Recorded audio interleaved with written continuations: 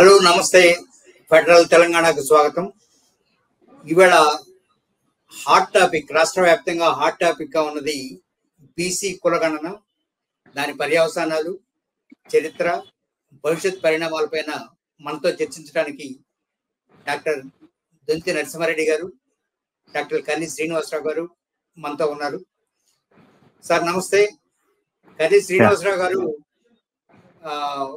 Political scientist, activist, Osmania university professor, plus వీటన్నిటికి మించి BC ఐడియాలజీగా ఉన్నారు. వారికి ది ఫెడరల్ తెలంగాణ స్వాగతం పలుకుతుంది. నరసింహారెడ్డి గారు, మీకు స్వాగతం. మీ గురించి మేము చెప్పాల్సిన అవసరం లేదు.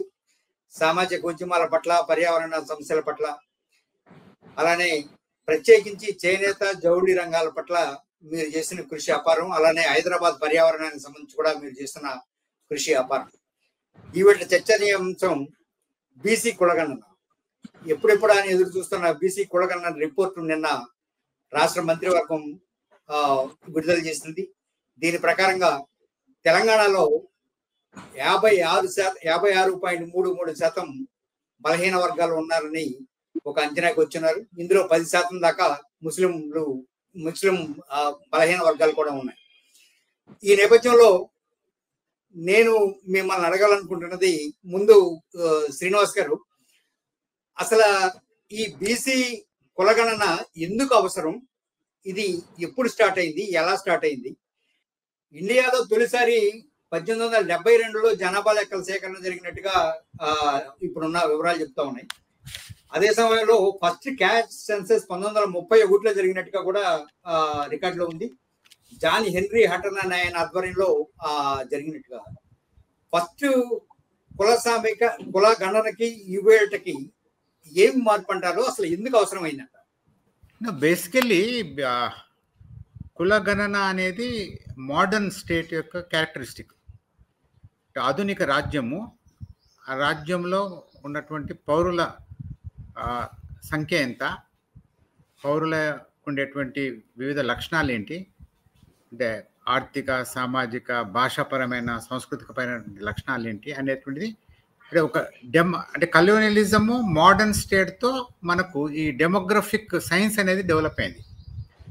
కనుక ఒక సార్వభౌమాధికారం కలిగినటువంటి రాజ్యము స్థాపించాలంటే ఆ రాజ్యానికి ఆ రాజ్యంలో ఉండేటువంటి సామాజిక అన్ని అంశాలపైన, ఇంక్లూడింగ్ జనాభా పైన పూర్తి నియంత్రణ ఉండాలనేటువంటిది అది లక్షణం. కనుకనే బ్రిటిషు కల్యూనియలిజము భారతదేశంలో స్థాపించబడినటువంటి నేపథ్యంలో, అంటే ఈస్ట్ ఇండియా కంపెనీ నుండి బ్రిటిష్ క్వీన్కి వచ్చేటువంటి క్రమంలో ఆ ఆధునిక రాజ్య లక్షణానికి అనుకూలంగానే భారతదేశంలో కూడా కులగణన అనేటువంటి, అంటే జనాభా లెక్కలు తీయడం మొదలుపెట్టారు. దాంట్లో భాగంగా కులగణన. ఎందుకు కులగణన అంటే ఎప్పుడే కానీ ఒక కొత్త దేశానికి చెందినటువంటి వ్యక్తి ఇంకో దేశానికి పోయినప్పుడు నాకు వాళ్ళకు తేడా ఏంటి అని, మనం ఒకవేళ అమెరికా పోయినా అనుకోండి, మనం ఫస్ట్ చూసేది మనకు వాళ్ళకి తేడా అయింది. కనుక బ్రిటిష్ కాదు, ఫ్రెంచ్, డచ్ ఎవరైతే ఇండియాకి వచ్చారో వాళ్ళు భారతదేశాన్ని పాలించాలనేటువంటి క్రమంలో, ఇక్కడ దేశాన్ని అర్థం చేసుకునే క్రమంలో ఈ దేశానికి ఉండేటువంటి ప్రత్యేక సామాజిక లక్షణం ఏంటి, వాళ్ళకి సడన్గా చాలా స్ట్రైకింగ్ కనబడింది అంటే క్యాస్ట్. కనుక క్యాస్ట్కి అంత ప్రాధాన్యత ఇచ్చారు. ఓకే, కనుక దానిలో భాగంగానే క్యాస్ట్ సెన్సస్, అంటే ఓవరాల్ సెన్సస్, దాంట్లో భాగంగా క్యాస్టే కాకుండా క్యాస్ట్ ఎథ్నోగ్రఫీ, కనుక క్యాస్ట్ స్టడీస్ జరిగాయి అన్నట్టు. ఆంథ్రోపాలజికల్ స్టడీస్ క్యాస్ట్ మీద జరిగాయి. కనుక ఆ నేపథ్యం, అంటే ఆ బ్రిటిష్ కల్యూనియల్ ఆధునిక రాజ్యం యొక్క పాలనా క్రమంలో గవర్నమెంటాలిటీ అంటాం, దాంట్లో భాగంగానే కులగణన అనేటువంటి జరిగింది. అది మనకు 1931 లాస్ట్ కులగణన జరిగింది. దాని తర్వాత తీసేశారు. స్వతంత్రం వచ్చిన తర్వాత ఓకే, ఆ ప్రాక్టీస్ కంటిన్యూ కావాలి. ఇక్కడ ఆపుతాను, then we can continue the discussion. అంటే కులగణన ఎందుకు ఈ ప్రభుత్వం ఆపింది అంటారు, ఆపింది అనుకుంటున్నారు నరసింహారెడ్డి గారు? సరే, మీ అడిగిన ప్రశ్న బహుశా శ్రీనివాస్ గారు అయితే బాగా చెప్తారు. కాకపోతే నా వ్యూ పాయింట్ కొద్దిగా, అంటే ఇదే దిశ, కాకపోతే ఇంకో కోణం నుంచి, ఎందుకంటే నేను పర్యావరణం మీద, ప్రభుత్వ విధానాల మీద కూడా పనిచేస్తాను కాబట్టి. రెండోది, నేను వచ్చిన సామాజిక నేపథ్యం నుంచి కూడా నేను చూసే కోణం కొద్దిగా వేరుగా ఉంటుంది. మొట్టమొదట అది జనాభా గణనలో భాగంగా కుల గణన చేస్తున్నారు అని అనుకున్నా కూడా మనకు ఆ పూర్తిగా స్పష్టమైన సమాచారము తీసుకొని దాన్ని బట్టి ఈ ప్రజాస్వామ్య సంస్థలు ఏవైతే మనం ఏర్పాటు చేసుకున్నాం అభివృద్ధి కొరకు, ఈ అభివృద్ధికి ఏర్పాటు చేసిన సంస్థలు దీని ప్రకారం అయితే ఇప్పటివరకు పనిచేయలేదు. అంటే ఈ మనకు ఇప్పటివరకు ఉన్న ఈ 75 ఏళ్ళ ఉన్న సమాచారం మేరకు సరే ఇప్పుడేమంటున్నారు, మనకు ఎవరైతే రాజ్యాధికారం లేని వర్గాలు ఉన్నాయో, తర్వాత అభివృద్ధి ఫలాలు అందని వర్గాలు ఉన్నాయో, వీళ్ళు మాకు అవన్నీ అందాలంటే ఇప్పుడు మాకు అభివృద్ధి అవి అనేది అది తర్వాత మాట, ముందు రాజ్యాధికారం ఉంటేనే మాకు ఈ ఫలాలు వస్తాయి, ఈ ప్రజాస్వామ్యం నుంచి మనం ఎంచుకునే అభివృద్ధి మార్గంలో మేము ముందు ఉండాలనేది వాళ్ళ ఆశయము, అందులో అనుమానం లేదు. అయితే దానికి ఈ కుల గణన తోడ్పాటు అవుతుందనే ఒక ఆశ ఉన్నది చాలా మందిలో.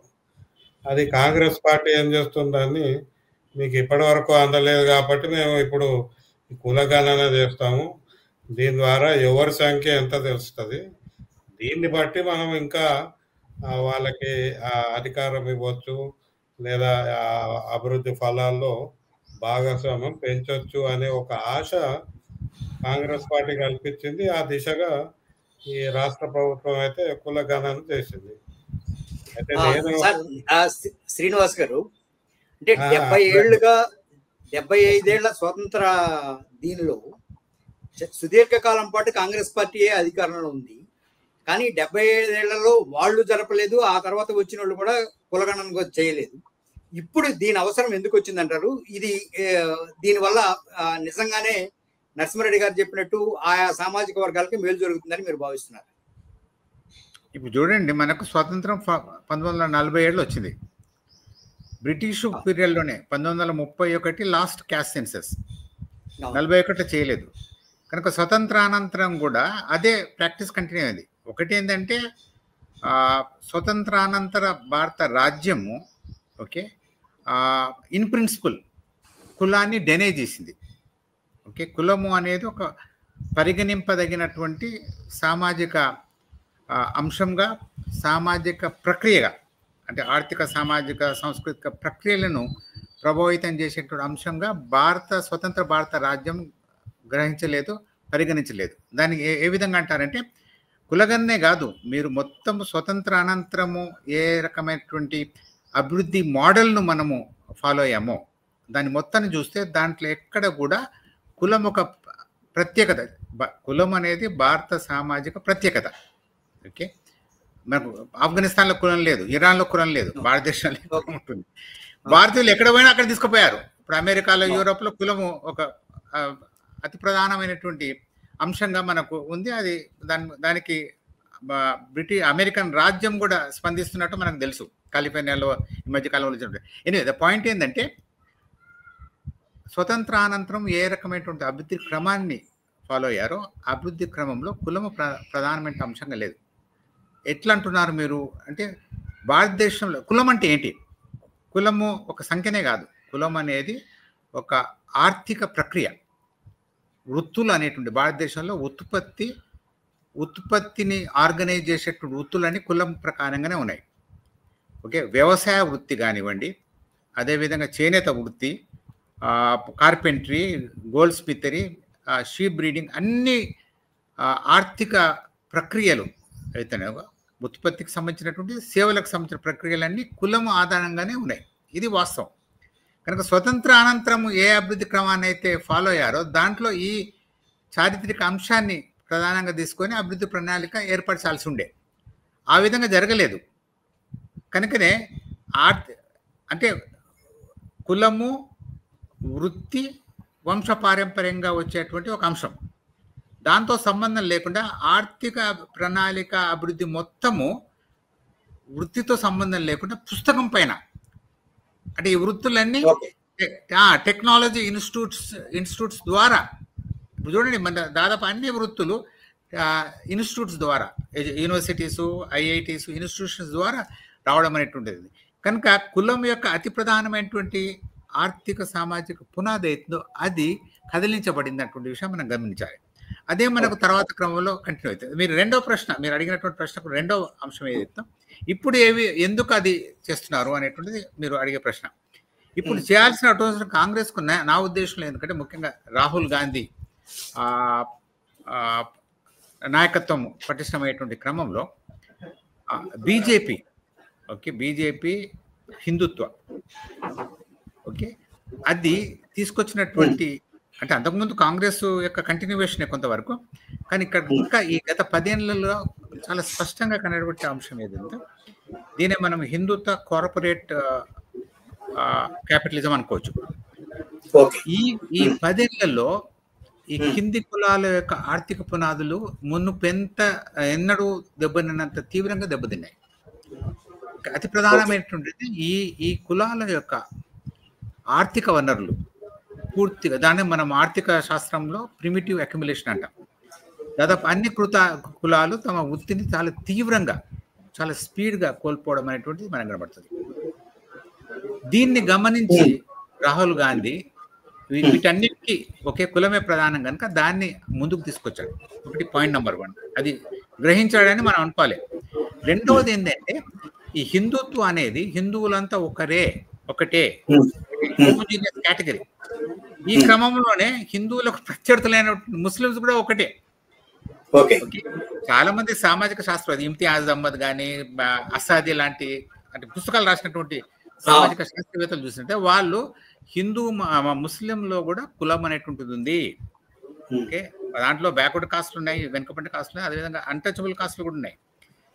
కానీ హిందుత్వ యొక్క పొలిటికల్ ప్రాజెక్ట్ అతి ప్రధానమైనది అంటే మేము హోమోజీనియస్, మా ప్రత్యర్థి, మా ఆపోనెంట్ కూడా హోమోజీనియస్ అని చెప్పడం. అయితే రాహుల్ గాంధీ పొలిటికల్ గా హిందువులు హోమోజీనియస్ కాదు, అంత ఒకటే కాదు, హిందువుల ఆ రకమే, దాంట్లో విభజనలు ఉన్నాయి, అసమానతలు ఉన్నాయి, ఈ కర్మానుగతమైనటువంటి శ్రేణి ఉంది అని హైలైట్ చేయడానికి కులాన్ని ముందుకు తీసుకొచ్చారు. మీరు ముందు మనం వేరే అంశాల్లో ఉండిపోవచ్చు. మొత్తం నేనే మాట్లాడితే బాగుండదు కదా. అంటే నరసింహారెడ్డి గారు 75 ఏళ్ల స్వతంత్రం తర్వాత కూడా తొలి దశలో ఉండాల్సిన ఇది సామాజిక అసమానతలు అవన్నీ ఇప్పుడు బాగా తగ్గిపోయినాయి అనుకుంటున్న ఒక క్రమం, ఇన్నేళ్ల తర్వాత కూడా ఇంకా దానికి ఈ తరహా సెన్సస్ ప్రకారంగానే సంస్కరణలు చేపట్టాల్సిన అవసరం ఉందని మీరు భావిస్తుంటారు? లేదా ఒక సామాజిక శాస్త్రవేత్తగా, ఒక సామాజిక కార్యకర్తగా దీన్ని మనం ఎలా అర్థం చేసుకోవాల్సి ఉంటుంది? ఇది జనానిలో ఇది వైరుధ్యాలు పెంచుతుందన్న ఇంకొక వాదన కూడా ఉంది కనుక ఈ రెండింటిని దృష్టిలో పెట్టుకుని మీరు ఈ ప్రశ్నకు సమాధానం చెప్పాల్సిందని కోరుకుంటున్నాను. ఇది ఇప్పుడు కొత్తగా శ్రీనివాస్ గారు కూడా చెప్పారు కాంగ్రెస్ పార్టీ ఎందుకు తీసుకొచ్చింది అనేది. ఇప్పుడు కుల గణన ఒక రాజకీయ అస్త్రంగా మారింది తప్పితే దీని వలన మనకు ఏదైతే బలహీన వర్గాలు ఉన్నాయో వీళ్ళ పరిస్థితి మారుతుందని నాకు అనిపించట్లేదు. ఎందుకంటే ఉదాహరణ ఇప్పుడు చేనేత వృత్తి అన్నారు. చేనేత వృత్తికి ఇప్పటికి 4 సార్లు సెన్సస్ అయింది. చేనేత వృత్తిలో ఎంతమంది ఉన్నారు అనేది సెన్సస్ ఉంది, ప్రభుత్వం దగ్గర లెక్కలు ఉన్నాయి. ఆ లెక్కలను బట్టి బడ్జెట్ కేటాయింపులు కూడా జరగట్లేదు, ఇంకా తగ్గుతుంది. 1997లో 196 కోట్లు ఇస్తే ఈరోజు 200 కోట్లు. 20 ఏళ్ళ తర్వాత కూడా మరి 45 లక్షల మంది ఆధారపడిన ఒక ఆర్థిక పరమైన వృత్తిలో అందులో మళ్ళా ఎక్కువ శాతము ఒక రకమైన కులం ఉన్నారు, మళ్ళీ అందులో ముస్లిమ్స్ కూడా ఉన్నారు. మన ఉత్తరప్రదేశ్లో ఇదే కాంగ్రెస్ పార్టీ మన్మోహన్ సింగ్ ఉన్నప్పుడు కూడా నిధులు ఇవ్వలేదు, ఇప్పుడు ఈ బీజేపీ ప్రభుత్వం కూడా ఇవ్వలేదు. నేనేమంటున్నా, మనము ఒక సంఖ్య బట్టి ఆ సంఖ్య ఎక్కువ ఉంటే ఎక్కువ వనరులు ఇవ్వాలి అనే ఏదైతే వాదన ఉందో అది రెండోది ఆ పాయింట్ కరెక్ట్ కాదు. ఎందుకంటే మనం ఇప్పుడు బీసీలు అంటే మళ్ళీ ఒక కులం కాదు కదా, అందులో మళ్ళా 160 కులాలు ఉన్నాయి. అంటే తక్కువ జనాభా ఉన్న వాళ్ళకు ప్రజాస్వామ్య విలువల ప్రకారం తక్కువ జనాభా ఉన్న వాళ్ళకు మరీ వెనుకబడిన వాళ్ళకి పెద్ద పీట వేయాలంటున్నాం. మరి అటువంటిప్పుడు సంఖ్య ఎక్కువ ఉంది కాబట్టి మాకు ఇవ్వండి అనే వాదన ఏదైతుందో అది సరిపోదు. కాబట్టి మనం ఇంకొక కొత్త సోషల్ కాంట్రాక్ట్ రావాలి. అందులో ఈ కులగణన అనేది అదేదైతే సంఖ్య ఉంటుందో సంఖ్యను తీసుకొని చరిత్రను జోడించి అప్పుడు ప్రజాస్వామికంగా మనకు ఏది కోల్పోయినాము, ఏది పొందితే ఈ ఈ ఆయా వర్గాలు అభివృద్ధిలోకి వస్తాయి లేదా అధికారంలోకి వస్తుంది అనేది ఆ ఫార్ములా లేదా ఒక ప్రిన్సిపల్ లేదా ఒక కాంట్రాక్ట్ అది దానికి చర్చ దారితీయాలా అంటున్నారు. కేవలం సంఖ్యతోటి నాకు ఇవ్వండి అంటే అది సాధ్యం కాదు. అది ఇంకా ఇప్పుడు వర్గీకరణ లాగా మనకి ఎస్సీ వర్గీకరణ అంశం చూస్తున్నాము. క్రమంగా ఇంకా వేరే కులాలు కూడా అడుగుతాయి మాకు రిజర్వేషన్ కావాలని, తప్పులేదు.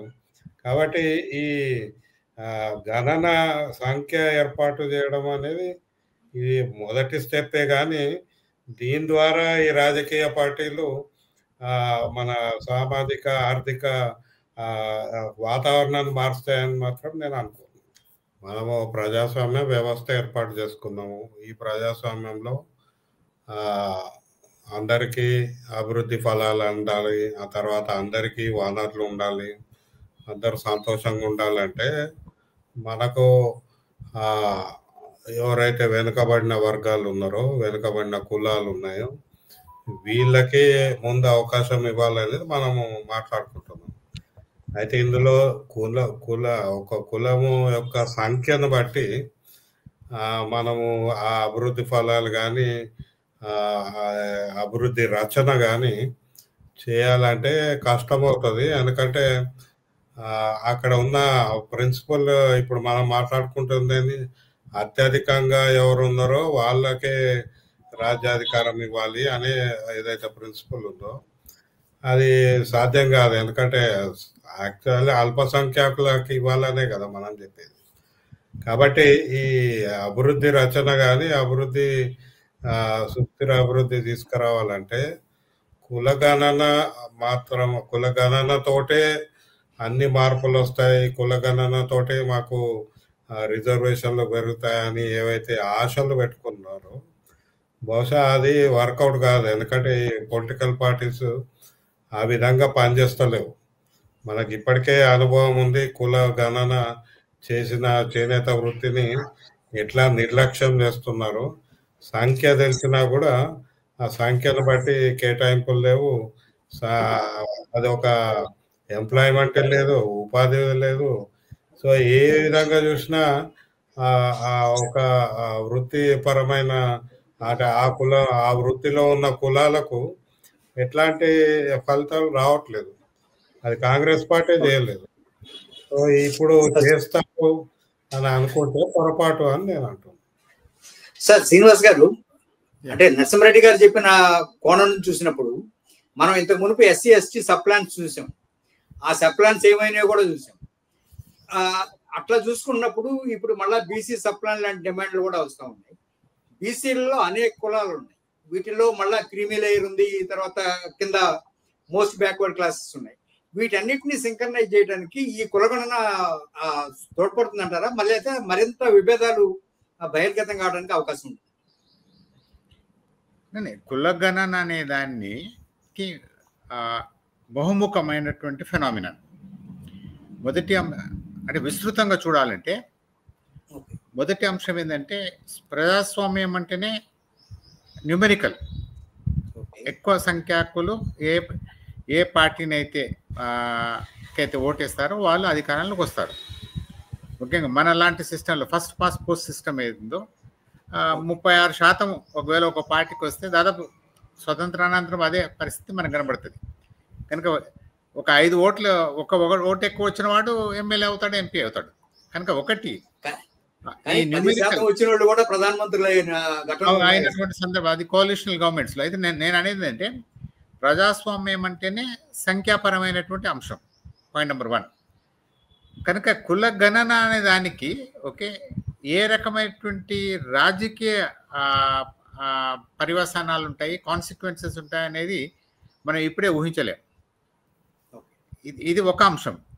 రెండవ అంశం ఏదో ఏ వ్యవస్థలో చూసినా కూడా ఓకే పాలకులు ఎప్పుడు అల్పసంఖ్యాకు నుండే వస్తారు.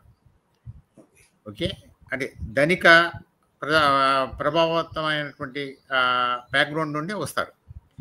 ఈ కుల గణన ఏదైతుందో ఇది బేసిక్ డెమోక్రటిక్ ప్రిన్సిపల్ అయిన నంబర్ మీద ఆధారపడింది కనుక ఈ 10% మన తెలంగాణ లెక్కల ప్రకారంగా 10-15% ఉన్నారు ఓసీస్ అని అంటున్నారు. కనుక 15% అంటే 15% మొత్తం అధికారం లేదు, దాంట్లో మినిస్కూల్ 0.11% ఉండొచ్చు. కనుక వీళ్ళకి ఎందుకు అధికారం అనేటువంటి ఒక మౌలికమైన ప్రశ్న రాజకీయమైన చర్చల్లో వస్తుంది. ఇప్పుడు 50% అనేటువంటి బీసీలకు అసెంబ్లీలో ఎంతమంది ఉన్నారు, అదేవిధంగా మినిస్టర్లు ఎంతమంది ఉన్నారు, ఈ రకమైనటువంటి చర్చ ఏదైతుందో తిరిగి విస్తృతంగా జరిగేటువంటి అవకాశం ఉంది. అందుకోసానికే డామినెంట్ కాస్ట్లు ఈ కులగణనకు అనుకూలంగా లేరు. ఏదో కాంగ్రెస్ పార్టీ ఒక స్టాండ్ తీసుకుంది కనుక మిగతా వాళ్ళు are force to take that stand, okay, or comply with that stand. కనుక దీన్ని ఉత్తగా ఏదో స్కీమ్స్కు లేకుంటే రిజర్వేషన్స్కు మాత్రమే పరిమితం చేస్తే అని అనుకుంటా దీని యొక్క పొటెన్షియల్ను పూర్తిగా మనం ఎక్స్ప్లోర్ చేయలేం. ఇప్పుడు ఉదాహరణకు 1870s 71 నుండి బ్రిటిష్ రాజ్యం కులగణన చేసిన తర్వాతనే మనకు ఆల్ ఇండియా లెవెల్లో షెడ్యూల్ క్యాస్ట్ ఫెడరేషన్ ఏర్పడింది. అదేవిధంగా జాతీయ స్థాయిలో యాదవ ఫెడరేషన్ ఏర్పడింది. అంటే కుల సమీకరణ అంతవరకు క్యాస్ట్ అనేది ఒక ఫజ్జీ కేటగిరీ, అంటే న్యూమెరికల్ కేటగిరీ కాదు, సంఖ్యాపరమైన కేటగిరీ కాకుండా ఫజ్జీగా ఉందన్నట్టు, ఎవరి సంఖ్య ఎంత ఉందో అని తెలియదు. ఈ కుల గణన తర్వాత బ్రిటిష్ కాలంలోనే ఒక కులానికి అనుబంధంగా ఉన్నటువంటి కులాలని మేమంతా ఒకటి అనేటువంటి సమీకరణ జరిగింది అన్నట్టు. కనుక ఇప్పుడు అంటే దాదాపు 70 సంవత్సరాల తర్వాత మీరు ఇంతకుముందు అన్నట్టుగా స్వతంత్రానందం కులగణనే జరగలేదు. కనుక ఇది ఏ రకమైనటువంటి పొలిటికల్ సోషల్ డైనమిక్స్ని ఇంజనీర్ చేస్తుంది అనేటువంటిది మనం ఇప్పుడే చెప్పడానికి వీలేదు.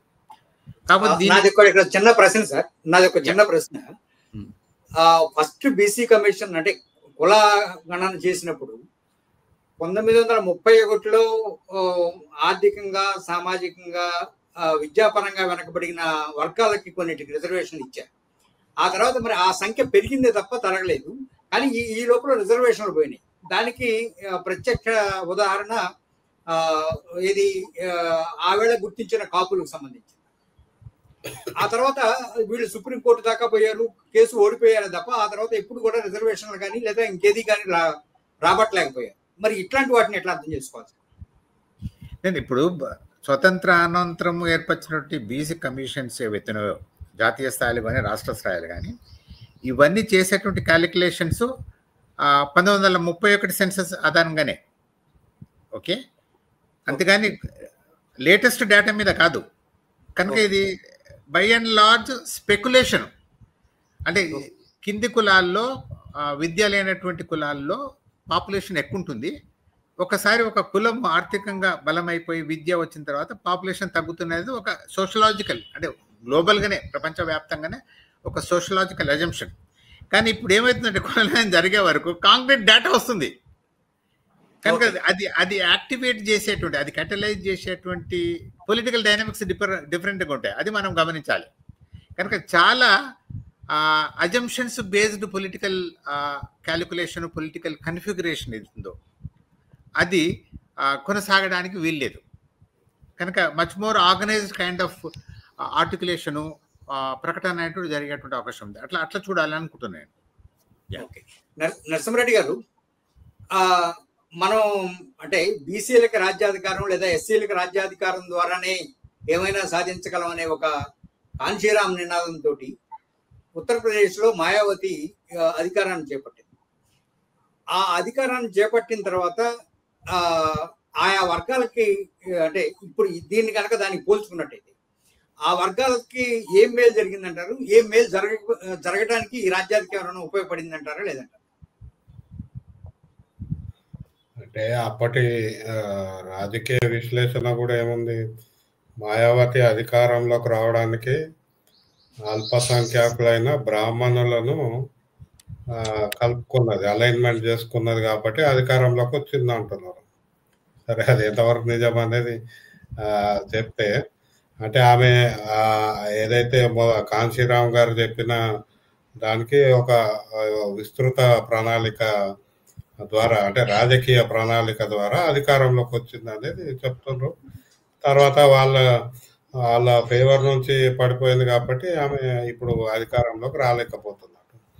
అంటే ఇప్పుడు రాజకీయంగా చూసిన, ఇప్పుడు సంఖ్య ప్రొఫెసర్ గారు అన్నట్టు సంఖ్య తెలుస్తుంది, అంటే ఖచ్చితత్వం వస్తుంది కొంత. కానీ రేపు పొద్దున ఇప్పుడు ఒక ప్రజాప్రతినిధి ఎన్నుకున్నటప్పుడు ఒక కాన్స్టిట్యుయెన్సీలో ఆ ఖచ్చితత్వము ఉండొచ్చు, కానీ ఆ ఓటు వేసేటప్పుడు కుల పరమైన అభ్యర్థి బట్టి వేస్తూ పోతే నేను అంటున్నా అది రేపు పొద్దున నెగిటివ్ కూడా అవుతుంది. ఎందుకంటే రకరకాల కారణాలు, ఇప్పుడు ఒక కులంలో ఉన్న వాళ్ళు అందరూ ఓట్లు వేస్తలేరు. అంటే ఓటింగ్ పర్సంటేజ్ చూస్తే ఇప్పుడు ఓవరాల్ అన్ని కులాల్లో అందరూ ఓటేసే పరిస్థితి లేదు. తర్వాత ఆ కుల అభ్యర్థికి అదే కులం వాళ్ళు వేస్తారు అనేది కూడా గ్యారంటీ లేదు. కాబట్టి వారన్నట్టు రాజకీయ పర్యవసానం ఎట్లా మారుతుంది అనేది తెలియదు. కాకపోతే రాజకీయాలు మారుతాయి. ఆ రాజకీయాలు ఈ సంఖ్య బట్టి వీళ్ళ వాయిస్ కానీ వీళ్ళ యొక్క అంటే వాళ్ళు అడిగేదాన్ని వెనుక స్ట్రెంగ్త్ పెరుగుతుంది. సో రేపు పొద్దున్న నాకు క్యాండిడేట్స్ ఎమ్మెల్యే క్యాండిడేట్లో ఇంతమంది కావాలంటే ఈ సంఖ్యను బట్టి వాడుకుంటూ ఉంటారు. అందుకే ఇప్పుడు రేవంత్ రెడ్డి గారు కూడా 42% ఇవ్వాల్సిందే అన్నారు బీసీలకి. సో ఈ విధంగా మరి ఇంకొక 5-6 ఏళ్ళు 10 ఏళ్ళ తర్వాత రాజకీయ అధికారం మారుతుందా, రాజ్యాధికారం మారుతుందా అంటే అది చూడొచ్చు. కానీ ఈలోపు నా అనుమానం ఏంటంటే అంటే ప్రతిసారి ఇప్పుడు ఒక మార్పు వచ్చింది, అల్పసంఖ్యాకులైన ఓసీలు మారి బీసీలకి అధికారం వచ్చింది అనుకుంటే, ఆ బీసీలలో కూడా మళ్ళీ కులాలు ఉన్నాయి కనుక ఇంకొక కులము మరి నాకు రావాలని వాళ్ళు ముందుకు రావచ్చు. అంటే ఈ ఆర్గ్యుమెంట్ ఎక్స్టెండ్ చేసిన పోతే టెలిస్కోపిక్ పర్యవసానం వస్తుంది. దానివల్ల ఆ వర్గానికి అభివృద్ధి ఫలాలు వస్తాయా లేదా అనేది అనుమానమే. అది నా ఆర్గ్యుమెంట్. రాజకీయ అధికారం అనే పదాన్ని మనం జాగ్రత్తగా వాడాలి. చాలా మంది అంటే ప్రభుత్వంలో రావడాన్ని రాజకీయ అధికారంతో ఈక్వేట్ చేయడం అంటే సరైనది కాదు. రాజకీయ అధికారం అనేటువంటిది ఆర్థిక సామాజిక ఇతివృత్తంతో, దాని బ్యాక్గ్రౌండ్తో, కాంటెక్స్తో ముడిపోయడం ఉన్నట్టుంది. మీరు మాయావతి గారి గురించి అడిగారు. మాయావతి ఒక రకమైనటువంటి రాజకీయ సమీకరణలో భాగంగా ఉత్తరప్రదేశ్కు ముఖ్యమంత్రి అయింది. అయితే మాయావతి ఎఫెక్టివ్గా ఏం చేయగలిగింది అనే ప్రశ్నను మనం వేసుకున్నప్పుడు, ఒకవేళ ఏ పాలకులైనా ఎఫెక్టివ్గా మనం చేయాలంటే దానికి ఉండాల్సినటువంటి నేపథ్యం ఏంటి? ఒకటి అంటే రాజకీయ నాయకుడు నాయకురాలు వ్యక్తిగతంగా ఏం చేయలేరు. వాళ్ళకి ఎంత బలమైనటువంటి మేధా శక్తి యొక్క సపోర్ట్ ఉంది అనేటువంటిది. కనుక యూపీ కాంటెక్స్లో దళిత్ ఇంటలెక్చువల్ ఫార్మేషన్ అటువంటి చాలా వీక్ సౌత్ ఇండియాతో పోల్చి చూస్తే. Point number 1. రెండవది, ఈవెన్ అఫీషియల్ మెషినరీలో మంచి పాలసీస్ తేవాలంటే ఆ రకమైనటువంటి సలహాలు ఇచ్చేటువంటి బ్యూరోక్రసీ ఉండాలి. సమాజ్వాదీ పార్టీతో పోల్చి చూస్తే ఓకే, బిఎస్పికి ఆ రకమైనటువంటి intellectual support, administrative machinery support కూడా లేదు. కనుక అది మేజర్ బలహీనత.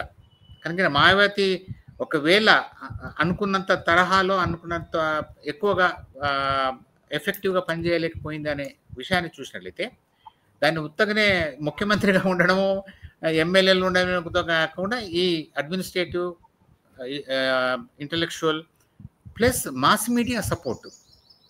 ఎందుకంటే పాలసీస్ మీద సద్విమర్శ జరిగినప్పుడే మన లోపాలు ఏంటో తెలుస్తుంది.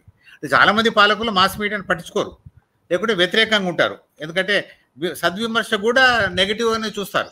అది ట్రాజెడీ. అందుకోసానికి సోక్రటీస్ ఒక మాట అన్నాడు, నేను ఒక కందిరీగ లాంటి వాడిని, మీరు తప్పు చేయకుండా మిమ్మల్ని ఎప్పుడు జోరీగా అంటారు కదా, జోరీగా లాంటి వాడిని మిమ్మల్ని ఎప్పుడు అలర్ట్ చేస్తుంటాను. అసలు నేను ఉండడం వల్ల మీకు లాభము నష్టం కాదని. కానీ ఆ జోరీగాను చంపేశారు పాలకులు, సోక్రటీస్ను చంపేశారు.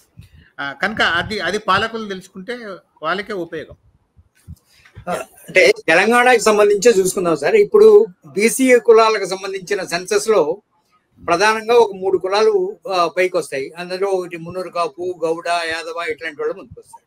అంటే ఇప్పుడు మీరు చెప్పే లెక్క ప్రకారంగా ఈ కులాలకే ముఖ్యమంత్రి పదవి ఇవ్వాలనే, లేకపోతే ఏ ప్రాతిపదికన వీళ్ళకి మిగతా కులాలకి అసలు ఇప్పటి వరకు ప్రాతినిధ్యం లేని కులాలు చాలా ఉన్నాయి. మరి వాటికి ఎలా దీనిలో న్యాయం జరుగుతుంది? నేను జనరల్గా ఏంటంటే కులగణనను విమర్శనాత్మకంగా చూసేటువంటి వాళ్ళు అనేది అంటే బీసీ కులాలు ఏవైతే ఉన్నాడో వాటిలో విపరీతమైనటువంటి విభజన ఉంది. ఓకే. రెండవది వాస్తవంగా పొటెన్షియల్గా కూడా ఎక్కువ సంఖ్యాకులైనటువంటి బీసీలకు మిగతా వాళ్ళకి మధ్య కాన్ఫ్లిక్ట్ వచ్చే అవకాశం ఉంటుంది. Point number 1. పాయింట్ నెంబర్ 2, ఈ ఎక్కువ సంఖ్యాకులు కొంత ఆర్థికంగా బలంగా ఉన్నటువంటి 3-4 బీసీ కులాలు అయితే వీళ్ళ మధ్యనే కాన్ఫ్లిక్ట్ వచ్చేటువంటి అవకాశం ఉంటుంది అనేది పాయింట్. కానీ ఎలక్ట్రల్ డెమోక్రసీ అంటే ఉదారవాద ఎలక్ట్రల్ డెమోక్రసీలో పొలిటికల్ ప్రాసెస్ అట్లా జరగదు. ఎప్పుడూ there is a give and take. ఇప్పుడు లేకుంటే ఇప్పుడు ఆంధ్రప్రదేశ్, తెలంగాణ చూస్తే రెడ్లు, కమ్మాలు, వేలమాలు ఇన్నేళ్ళు పరిపాలించిందంటే మన వాళ్ళ సంఖ్య అంతా చాలా తక్కువ కదా. అంటే నెగోషియేషన్ జరుగుతాయి, మనకు ఓపెన్గా తెలియకపోవచ్చు. కనుక బ్యాక్గ్రౌండ్లో నెగోషియేషన్స్ జరగడము, ఎక్కడో ఒక దగ్గర కాంప్రమైజ్ కావడము, ఈ రకంగా అంటే పొలిటికల్ ఎలీట్లో అసలు యాక్చువల్గా వాస్తవంగా చెప్పాలంటే పొలిటికల్ ఎలీట్ ఎంత ఫ్లెక్సిబుల్ అంటే చూడండి, ఈరోజు విపరీతంగా బూతులు తిట్టుకుంటారు, నెక్స్ట్ ఎలక్షన్లో అలయన్స్ పెట్టుకొని చేతులు ఊపుతారు, సైను చేతులు పెట్టుకొని. ఇప్పుడు కేసీఆర్ టీడీపీ అలయన్స్ పెట్టుకున్నారు, కేసీఆర్ వైఎస్ఆర్తో కలిసి అలయన్స్ పెట్టుకున్నారు. ఎట్లా మీరు ఎక్స్ప్లెయిన్ చేస్తారు? అంటే అంత ఫ్లెక్సిబిలిటీ ఉంటుంది. అదే మేధావుల్లో ఫ్లెక్సిబుల్ ఉంటుంది. నేను మీతో డిసగ్రీ అయితేనంటే మీ మొహం కూడా చూడడానికి నేను ఇష్టపడను. కానీ పొలిటికల్ ఫ్లెక్సిబిలిటీ అంటే ఆ షేరింగ్ అనేటువంటిది అవుతుందో అది దాంట్లో లిబరల్ డెమోక్రసీలో ఇన్బిలిటీ ఉన్నటువంటిది. ఇది మనదే కానీ వెస్ట్లో కూడా అంతే. కనుక నేను అనుకునేది అంటే ఒక కొత్త ఫార్ములా, కొత్త రీకన్ఫిగరేషన్ అటువంటి జరిగే అవకాశం ఉంటుంది. అంతేగాని ఏదో వార్ అగెనిస్ట్ వార్ లాంటి సిచ్యువేషన్ మాత్రం రాదు. నరసింహారెడ్డి గారు, ఇప్పుడు శ్రీనివాస్ గారు చెప్పేదాంతో నరసింహారెడ్డి గారు మీరేమంటారు? అంటే కన్స్ట్రక్టివ్ గా చెప్పాలనుకున్నప్పుడు దీని లాభం ఏంటి, నష్టం ఏంటి? చెప్పింది కరెక్టే. నేను కూడా దాదాపు అట్లే నా ఆలోచన. నేనేమంటున్నా, మనకు సామాన్యుల్లో ఈ కులగణన మీద చాలా ఆశలు పెంచారు రకరకాలుగా. వారన్న పొలిటికల్ ఎలీట్ అందులో కాంగ్రెస్ లీడ్ తీసుకొని దాని నుంచి లబ్ధి పొందే ప్రయత్నం చేస్తున్నారు. సరే, అన్ని ఇప్పుడు బీసీలు, ఎస్సీల్లో కూడా సంఘాలు కూడా మాకు ఒక కులగణన కావాలి, దీని నుంచే మాకు నెక్స్ట్ ఇక మారిపోతుంది, రాజ్యాధికారం వచ్చేస్తుంది అని అలా మాట్లాడుతారు. సరే, వాళ్ళు చాలా ఎప్పటి నుంచో ఎమ్మెల్యే సీట్ల కొరకు సంఖ్య బట్టి ఇవ్వండి, లేదా కాన్స్టిట్యుయెన్సీలో బలం బట్టి ఇవ్వండి అని కోరికలు ఎప్పటి నుంచో ఉన్నాయి. ఆ ప్రకారం ఇవ్వడం లేదు. వారన్నట్టు బహుశా వెనుక బ్యాక్ నెగోషియేషన్. ఇప్పుడు మునుగోడు ఎలక్షన్ చూడండి, బై ఎలక్షన్ 2 సార్లు. మునుగోడులో బీసీలు ఎక్కువ, అందులో బీసీల్లో కూడా మళ్ళా చేనేత వర్గాలు ఎక్కువ. కానీ 2 సార్లు గెలిచింది అసలు క్యాండిడేట్లే సంబంధం లేని వెలమ వాళ్ళు, రెడ్డిలు వెలమ వాళ్ళు ఉన్నారు. మొత్తానికి డబ్బు ఏరులై మారి ఆఖరికి బయటకు వచ్చింది ఎవరు, ఒక క్యాండిడేట్. నేనేమంటున్నా, సరే విన్నింగ్ వేరు, నాకు అంటే చేనేత గురించి మాట్లాడుతున్నాను. మునుగోడు లాంటి కాన్స్టిట్యున్సీ చేనేత వర్గాలకి ఇంకోటి లేదు. కానీ అక్కడ కూడా చేనేత వర్గం బలపడి ఈ 2 ఉప ఎన్నికల్లో తమకు కావాల్సింది తెచ్చుకునే శక్తి ఎందుకు కోల్పోయినరు అని నాకు మొదటి నుంచి ఉన్న అనుమానం. అయితే వారు చెప్పిన ఇప్పుడు ఎక్స్ప్లెనేషన్ చూస్తే ఆ పొలిటికల్ ఎలీట్ అంటే ఈ చేనేత వర్గాల్లో ఉన్న పొలిటికల్ ఎలీట్ వాళ్ళతోటి ఆ నెగోషియేషన్ జరిగి వీళ్ళు సైలెంట్ అయిపోయారు అందరూ. అందుకే అంటే నేను ఒక ఉదాహరణ చెప్తున్నా. రేపు పొద్దున అన్ని కాన్స్టిట్యున్సీస్ లో ఇట్లా జరుగుతుంది. డబ్బే ప్రధానమై డబ్బు ముందట వచ్చి దాంతో నెగోషియేషన్ జరిగితే ఆఖరికి మళ్ళా అధికార మార్పిడి జరుగుతుందా లేదా?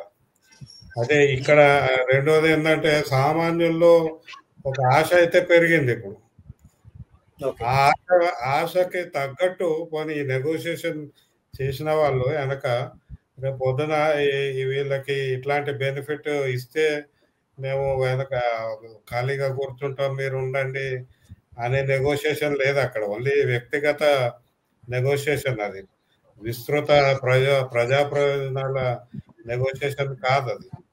దాంతో నేను ఒక ఉదాహరణ చెప్పి ఆపుతా. ఇప్పుడు ఉదాహరణకి వాటర్ ఉందనుకోండి. ఒక కాన్స్టిట్యున్సీలో నీళ్లు ఎవరికి ఇవ్వాలి? అందరికీ అందాలి.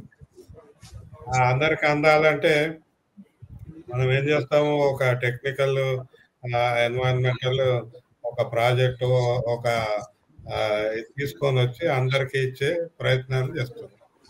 కానీ నీళ్ళే తక్కువ ఉన్నాయి అనుకోండి, అప్పుడు ఎవరికి ఇస్తారు ఆ నీళ్ళు? ఇప్పుడు ఏమంటున్నారు? మోడర్న్ సిస్టమ్ లో ఎవరు పే చేయగలుగుతారో వాళ్ళకే ఇస్తామా అంటున్నారు.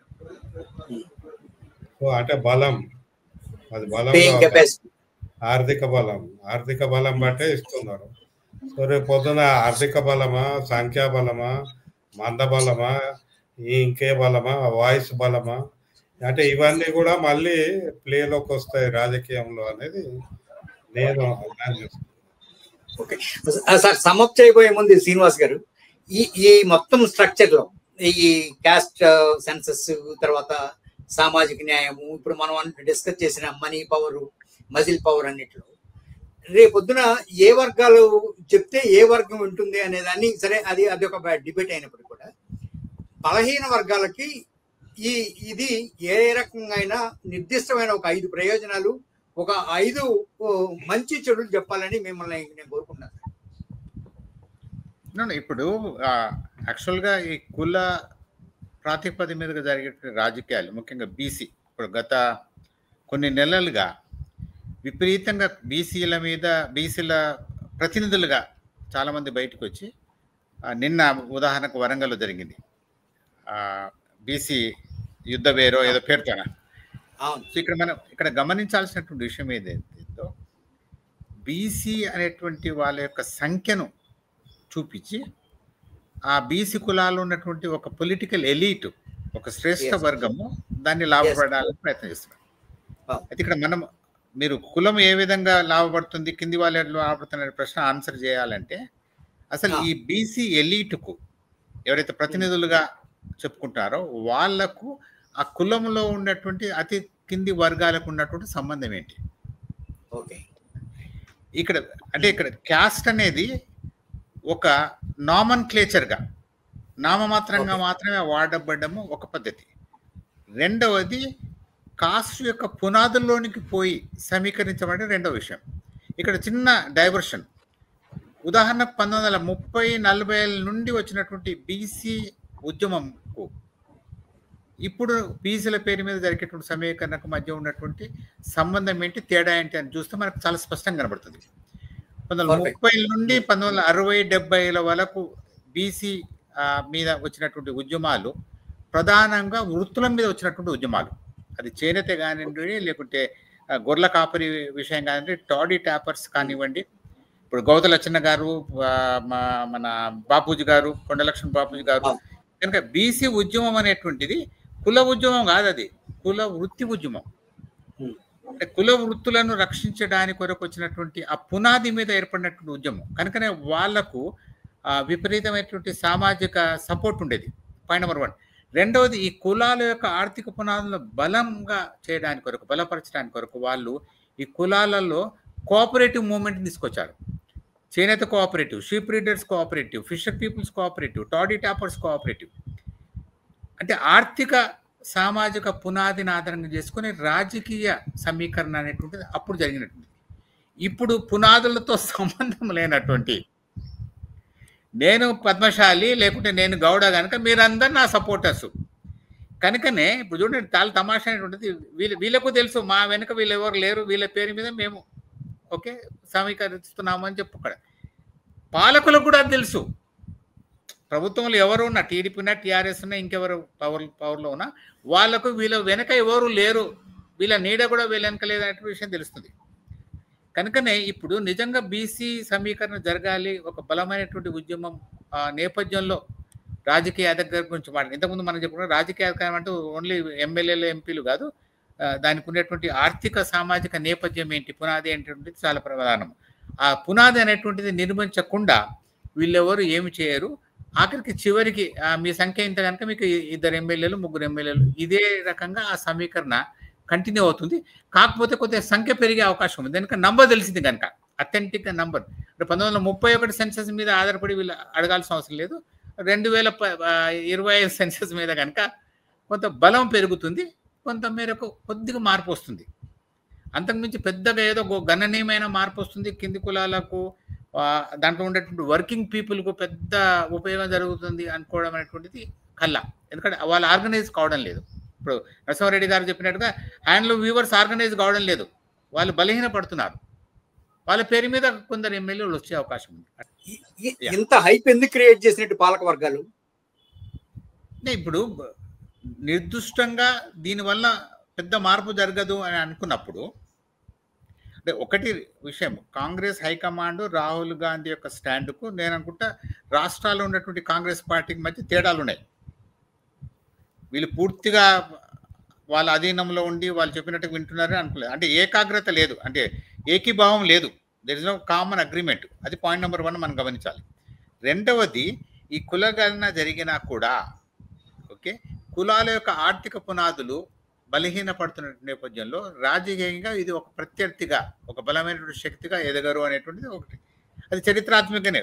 ఉదాహరణగా ఎన్టీ రామారావు లాంటి వాళ్ళు మనం అందరం అనుకుంటాము, పార్టీ పెట్టిన వెంబడే 1 yearలోనే అధికారంలోకి వచ్చాడు. అంటే దాని వెనుక ఎంత చరిత్ర ఉంది, ఒక 100 సంవత్సరాల చరిత్ర ఉంది.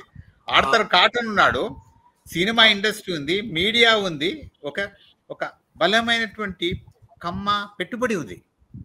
దాని నేపథ్యం అంటే ఎన్టీ రామారావు ఎంత పాపులర్ యాక్టర్ అయినా కూడా ఆ నేపథ్యం లేకుండా కాకవాడాలి. అదే మనం కంపేర్ చేసుకుంటే చిరంజీవి ఎందుకు కాలేకపోయాడు?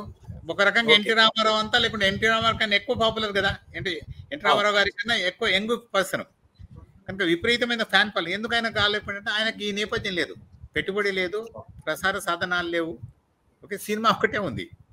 కనుక ఆ రకంగా ఆ నిర్మాణం లేకుండా ఏ కులం కూడా, ఏ సామాజిక వర్గం కూడా, కులమే కాదు వర్గం కూడా ఒక రాజకీయ అధికారాన్ని ఛాలెంజ్ చేయలేదు. ఓకే నరసింహారెడ్డి గారు, ఈ అంటే రేపొద్దున ఈ సెన్సస్ ప్రకారం కనుక సామాజిక న్యాయ ప్రక్రియ కనుక మొదలెడితే ఇది చట్టాల ముందు చెల్లుబాటు అవుతుందా? చెట్టుబడి అయ్యే అవకాశం ఉందా? చట్టాల ముందు చెల్లుబాటు అంటే ఇప్పుడు రిజర్వేషన్ కోర్టులో ఛాలెంజ్ చేస్తే నిలుస్తాయని బహుశా కోర్టులు ఈ విషయంలో ఏమి చెప్పదాలి, ఎందుకంటే రాజ్యాంగ పరిధిలో చేయగలిగే అవకాశం ఉంది కదా. ఎవరికి ఎట్లాంటి ఇప్పుడు మనకి ఎమ్మెల్యేలకి రిజర్వేషన్ కల్పించాలంటే దానికి సాంకేతిక అంటే న్యాయపరమైన చిక్కులు ఏం లేవు. అట్లే ఇప్పుడు ఉద్యోగాలు ఉన్నాయి, సో అవి కావు. ఇష్యూ ఏంటంటే ఇప్పుడు పొద్దున బడ్జెట్ ఉంది, బడ్జెట్లో మనం ఇదివరకే చూసాం ఎస్సీ ఎస్టీ సబ్ ప్లాన్, ఇప్పుడు బీసీ పొద్దున బీసీ సబ్ ప్లాన్ వచ్చిన దానికి వారు అన్నట్టు ఇప్పుడు చేనేతకి ప్రత్యేకమైన నిధులు ఇచ్చి వాళ్ళని అభివృద్ధిలోకి తీసుకొస్తారా అంటే దానికి ఎట్లాంటి న్యాయపరమైన చిక్కులు ఉండవు. చిక్కులు ఎక్కడ వస్తాయంటే రిజర్వేషన్లోనే, ఏది గవర్నమెంట్ ఎంప్లాయ్మెంట్లో రిజర్వేషన్లో. అది ఇంకా జటిలమవుతుంది. వర్గీకరణ చేయమని సుప్రీంకోర్టు అన్నది, కానీ ఇంకా అది ఎట్లా చేస్తారు ఏంది, దాని విధి విధానాలు ఏంది, ఆ స్టాండర్డ్స్ ఏంది, ఇవి ఇంకా వర్కౌట్ కాలేదు. సో ఇప్పుడైతే మనం ఎస్సీలలో మాలమాదిగా చేయొచ్చు అని అంటున్నారు. కానీ ఇంకా వేరే కులాలు కూడా వచ్చి అడుగుతూ ఉంటే మనం ఒక ఫార్ములాకి రావాలి, ఒక స్టాండర్డైజేషన్ రావాలి. అది రాకుండా మాత్రం అది నా అంటే లీగల్ ఫ్రేమ్వర్క్లో కొద్దిగా ఇష్యూ అవుతుంది ఉండొచ్చు. కానీ అదర్వైజ్ ఇప్పుడు మహారాష్ట్రలో మరాఠా రిజర్వేషన్ అడిగారు. అది చాలా బలంగా ఉంది. దాదాపు మొన్న ఎన్నికల్లో ఏం చేయాలో అలా అర్థం కాలేదు. మళ్ళీ తర్వాత వెనకాల నెగోషియేషన్ అయి ఉంటుంది, ఏదో అయి ఉంటుంది మొత్తానికి. కానీ వాళ్ళకి రిజర్వేషన్ ఇప్పుడు మనం ఎకనామిక్ వీకర్ సెక్షన్స్ ఇష్యూ కూడా వస్తుంది కదా రిజర్వేషన్. ఇవన్నీ కూడా వాయిసెస్ పెరుగుతూ ఉంటాయి.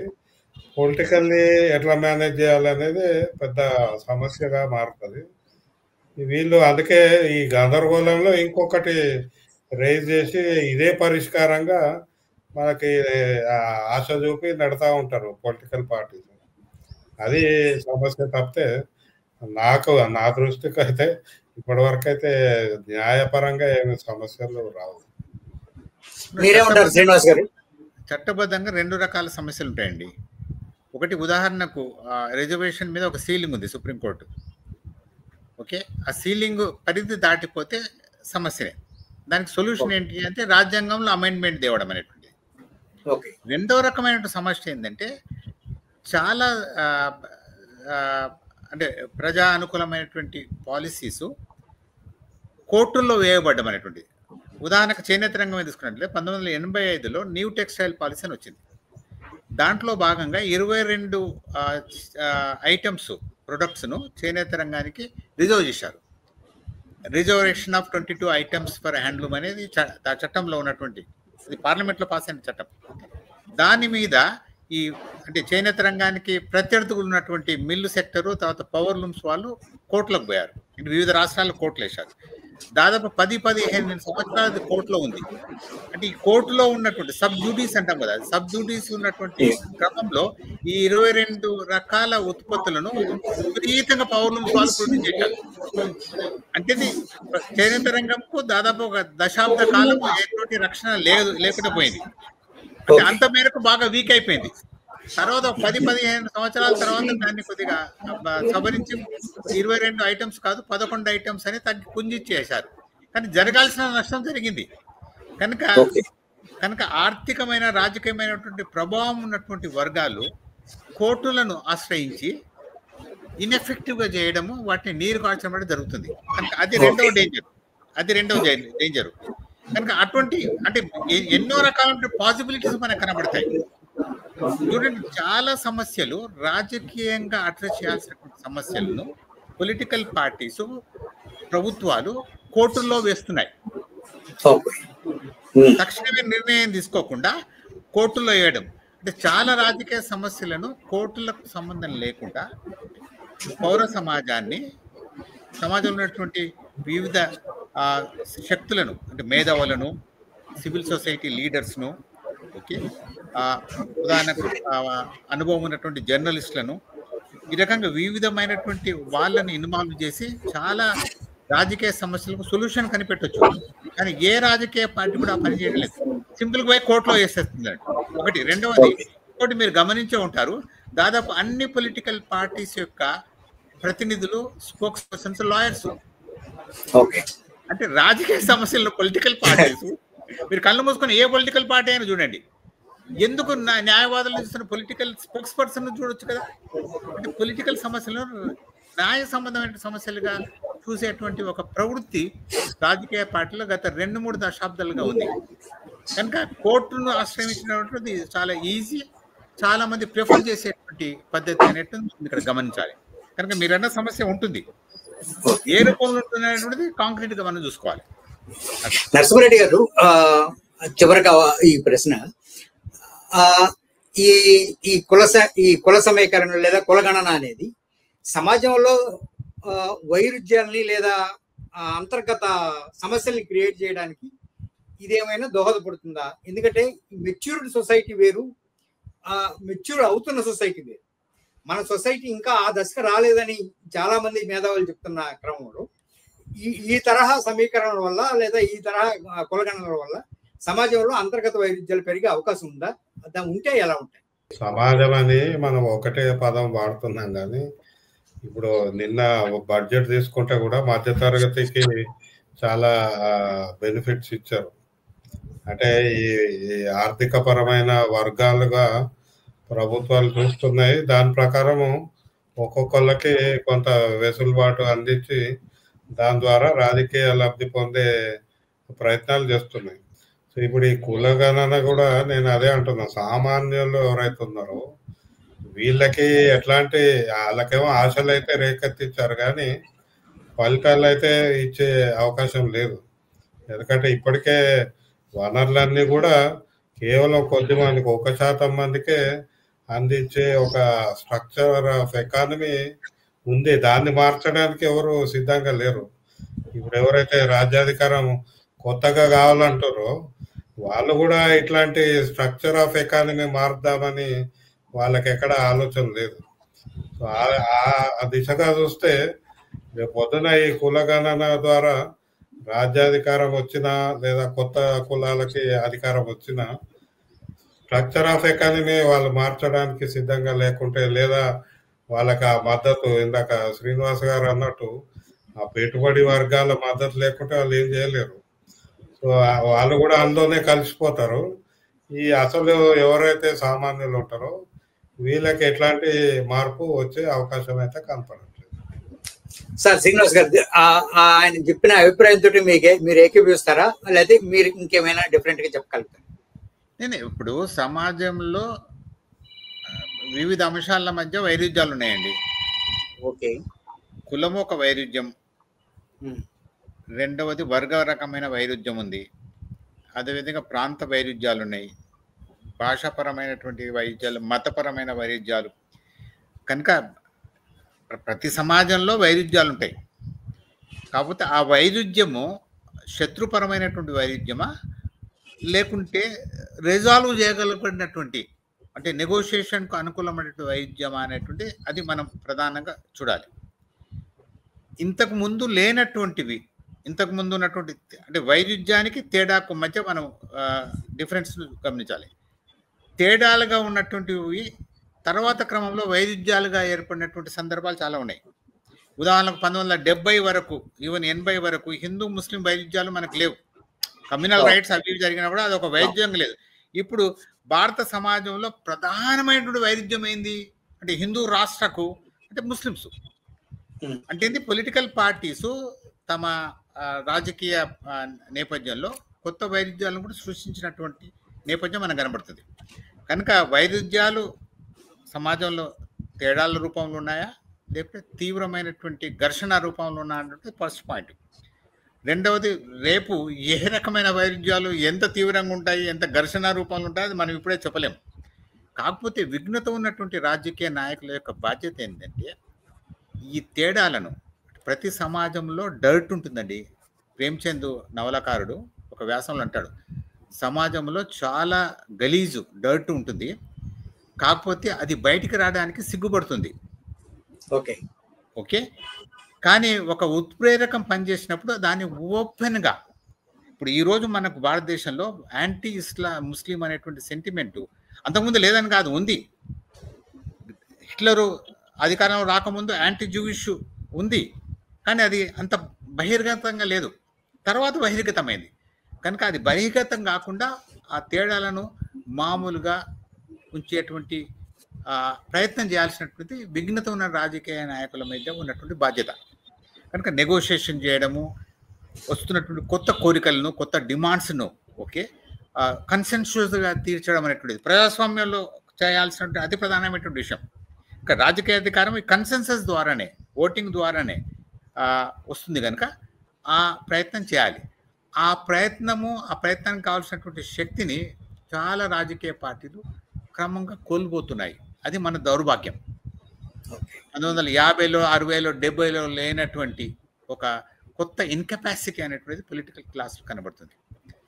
కనుక ఎట్లా అవుతుంది, మంచిగా అవుతుందని మనం ఆశించాలి. Thank you sir. ఈ చర్చలో మీరు చాలా అమూల్యమైన విషయాలని ప్రజలకు చాలా అందించారు. అలానే సామాజిక వైరుధ్యం అంటే సామాజిక కళ్యాణం కోసం తీసుకొచ్చిన ఈ కులగణన రేపొద్దున అన్ని వర్గాల మేలుకి ఉపయోగపడాలని, ఆ దిశగా ఈ పాలకులు కూడా చర్యలు తీసుకుంటారని ఆశిస్తూ ఈ చర్చలో పాల్గొన్న మీ అందరికీ కూడా ధన్యవాదాలు. మరోసారి మరో అంశంలో కలుద్దాం. Thank you very much. Okay, thank you very much.